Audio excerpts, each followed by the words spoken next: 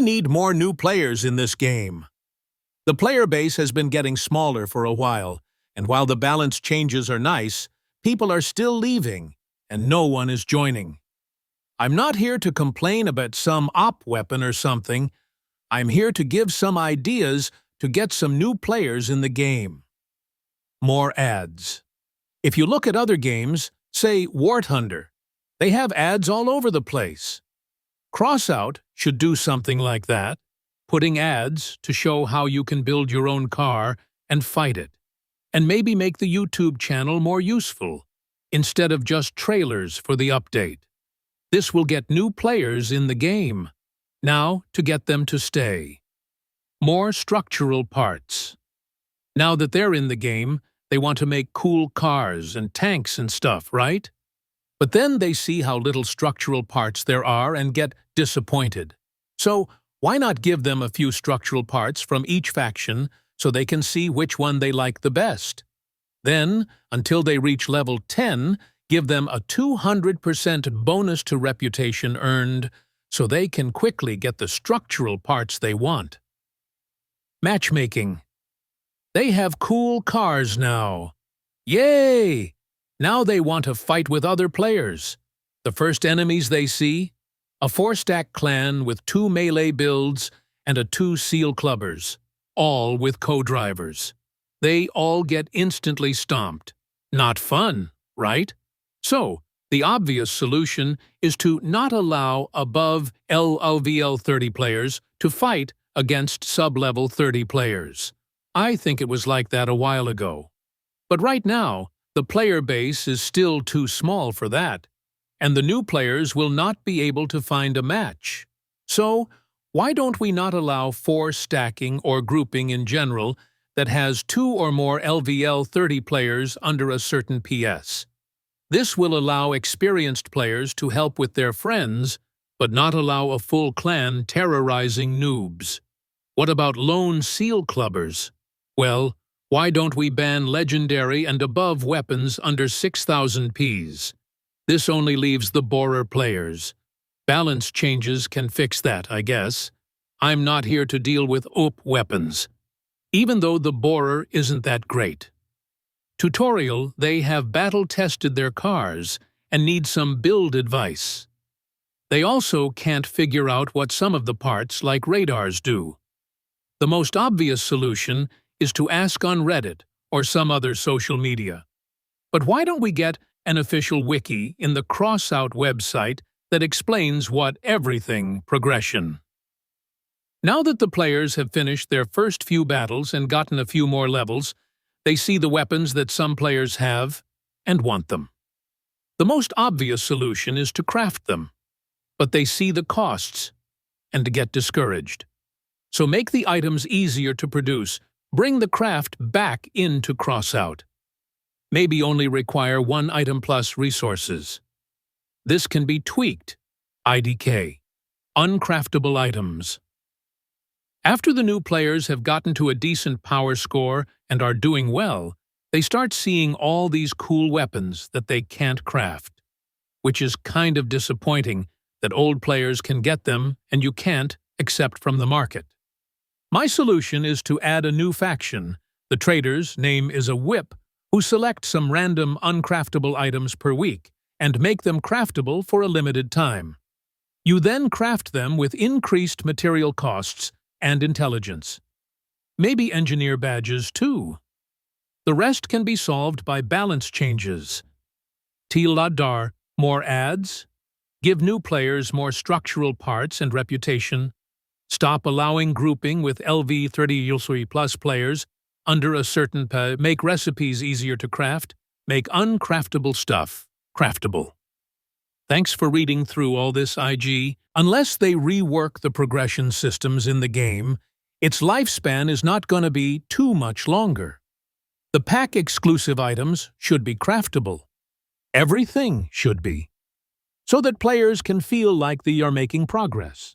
Sure, make to where they need lighters or something for those parts, but the devs will see their whales depart to other games if they allow the growth of the game to stifle. Who wants a cool new gun, but nothing to shoot it at? This game feels like it is on its last legs. I've played with the same group for years, and we all used to be super active. Now, nobody can be bothered. This is from previously very dedicated players. Checking my clan roster, nobody has played a single game so far this week. A few months ago, we would have 30-plus games from the Monday CW session. In my opinion, devs need to remove the various paywalls and obstructions so people can get some final enjoyment out of the game before retiring. To be fair, it's around 8 years old now. For a niche game from a small dev and an equally small player base, it's lasted longer than I expected. I reinstalled the game recently after not playing for a long while and played a few games, then uninstalled again. It was just a monotonous grind for resources to sell for not much money at the market, to then save up for a long time to try to upgrade my blue guns and purple cab. The games were fun, but super short, and then back into the lobby to wait. Other games I can get 10 or 20 minutes of the same fun action for a multiplayer game and don't have to grind for coins for upgraded weapons and cabs.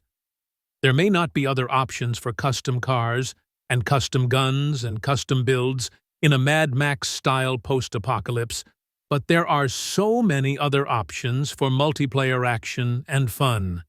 The grind is insane, and it's compounded by existing player base playing for long enough to have stuff to make optimized builds that make unoptimized builds uncompetitive.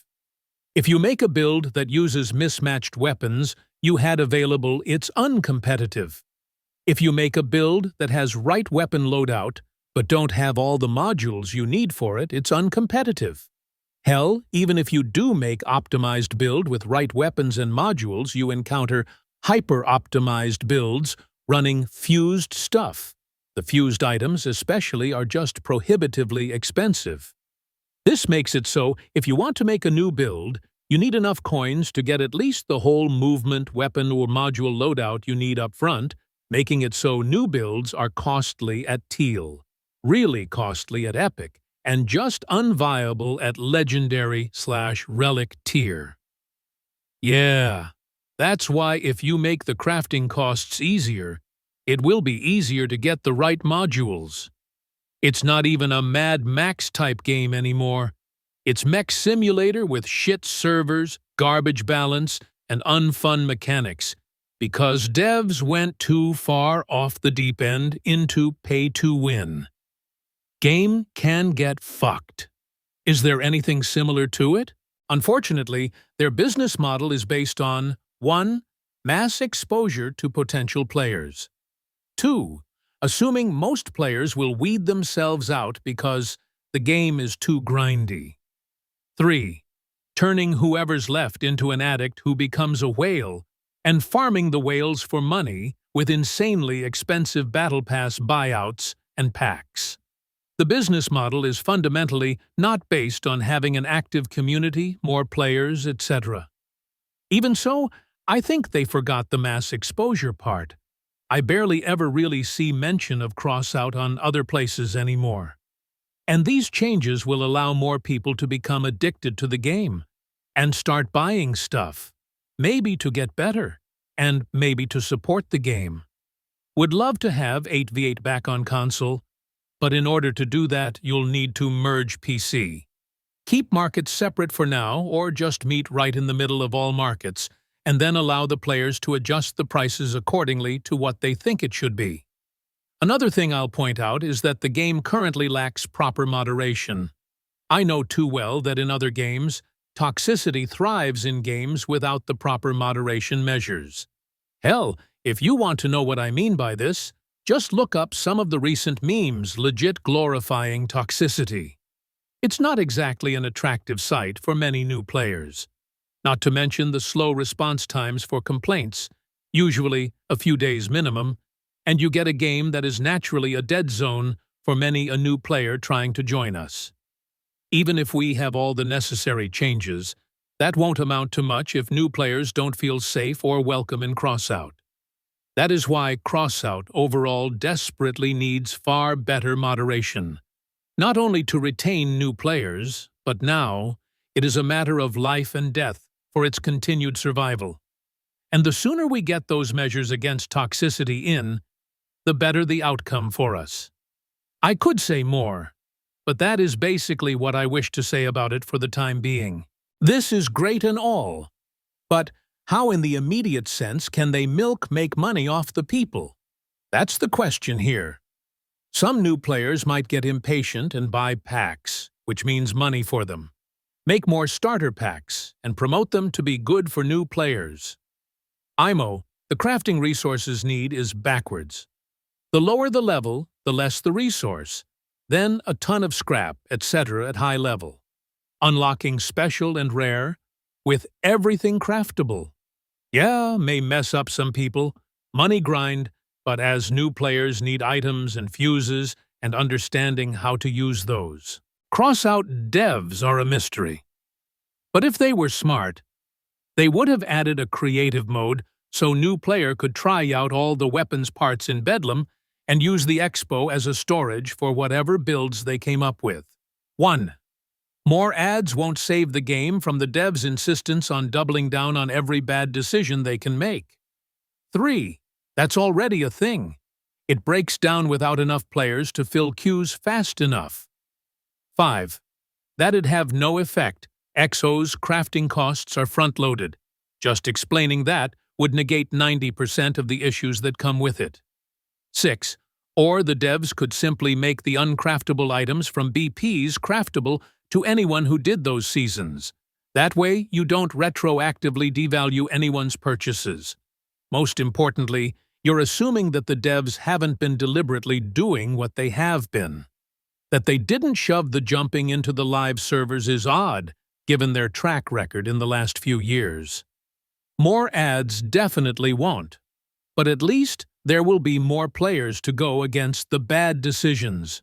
3 isn't a thing on Xbox. I was facing LVL 30+ players even before I was LVL 30. I think it was the lower player count.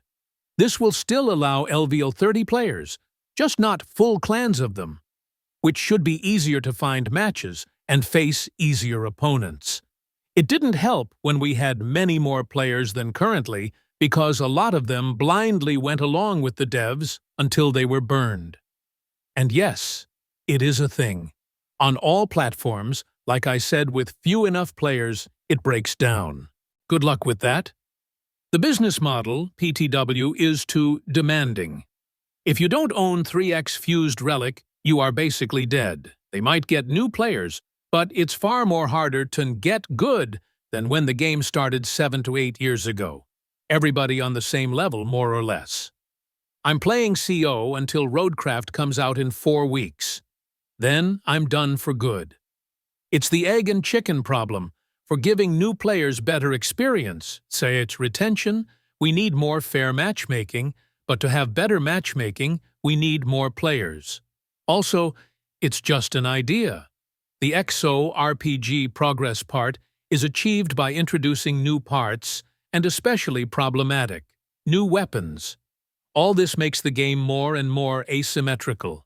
On the other hand, WT gives ready-made vehicles, but you have to do a lot of grinding to get your team and vehicle up to a battle-worthy level. That's their RPG part. How about XO introduces a similar system?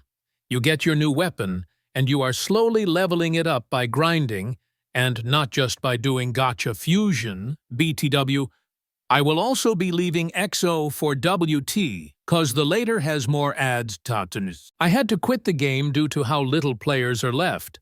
The market is so slow as nobody is purchasing and selling stuff anymore, and the few players left are so dedicated they undercut your offers within minutes. So with matches taking anywhere from 5 to 20+ minutes to find one, and the market barely active, the game sort of died already on America region. You could swap your region to Europe and get matched with Russians, but at that point your vehicles get insane ping delay and feel awful to drive and shoot. I'll miss the game though. I sank a lot of hours and even managed to own a relic.